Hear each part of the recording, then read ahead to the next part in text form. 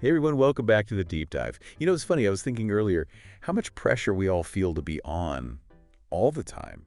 Oh, yeah, absolutely. Like, we have to be at that concert, or we have to see that new movie that just came out, and if we don't, well, It's like we're missing out. exactly, that FOMO, the fear of missing out, it's everywhere. It really is.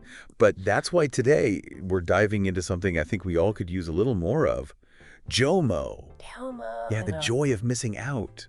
I like that. Right. It's like, what if we actually found joy in, I don't know, staying in on a Saturday night with a good book Yeah. instead of feeling like we have to be out there? Yeah, totally. It's about being intentional with our time and our energy, and like you said, finding joy in those quiet moments that we choose for ourselves.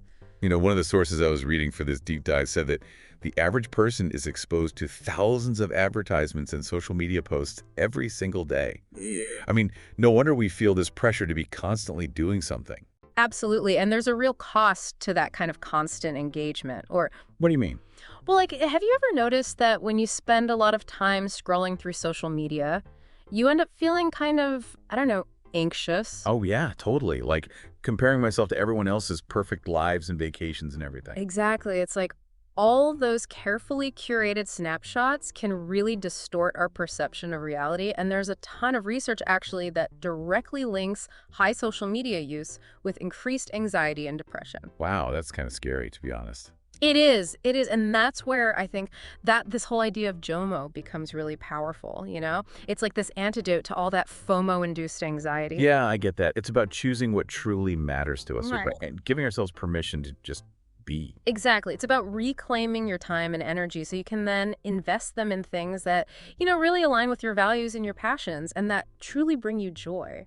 I feel like it's almost a radical act these days to just say no. Like to an invitation or to an opportunity, even if it's something that deep down we don't really want to do, but it's like we feel this obligation to say yes. Oh, yeah, for sure. Like, we've been conditioned to think that saying no is like, rude, or selfish. Or that we'll miss out on something. Exactly. But one of the things that really struck me from what we were looking at today was the idea that, and I'm paraphrasing here, but it was basically saying no is actually a form of self-care. Oh, I like that. It puts a whole new spin on things. It really does. It's like, it's not selfish to prioritize your own well-being, It's actually essential. It's like putting on your own oxygen mask first, You can't help anyone else if you're running on empty. You know what else really struck me from the sources? This idea that slowing down is so important for our well-being. I mean, we're constantly bombarded with messages telling us to do more, be more, achieve more. It's exhausting. It really is, and I think that constant striving, it can really prevent us from like noticing and appreciating the simple things in life, Yeah, like taking a walk in nature or reading a good book or just spending time with loved ones without feeling the need to document it all for social media. You know what I mean? Totally. It's about being present in the moment and appreciating the beauty in those ordinary everyday experiences. So how do we actually make this shift? Mhm. How do we move from this constant FOMO to embracing JOMO? Right. Well, the sources actually had some real practical tips and strategies for that. What stood out to you? One that I thought was really interesting was this idea of a digital detox. Oh, tell me more about that. Yeah, so it's basically taking, a few hours or even a whole day each week to like completely disconnect from social media and technology in general. That sounds amazing. Right. And it doesn't have to be like, a big dramatic thing like going off the grid for a week in the wilderness or something. It can be as simple as like putting your phone on airplane mode for a couple of hours while you go for a walk or read a book or just, spend time with your family without distractions. Yeah, I think that's really important. I know for me, I get so caught up in checking my phone constantly, and it's like I miss out on what's actually happening around me. It's amazing how much space opens up in your mind and in your life when you're not constantly being bombarded with information and notifications. Totally. It's like you can finally breathe again.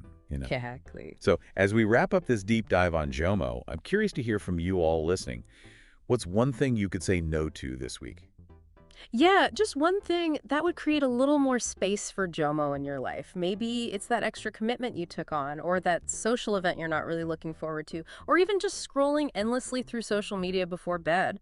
It's really about making a conscious choice to prioritize your own well-being and to find joy in those things that truly matter to you. And remember, Saying no to something doesn't mean you're a bad person or that you're missing out.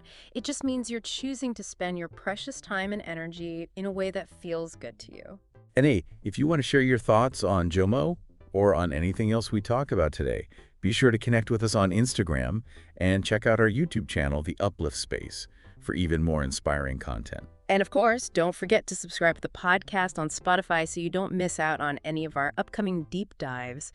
We've got some really exciting topics coming up. Until then, be well and happy JOMOing. Yeah, happy JOMOing, everyone.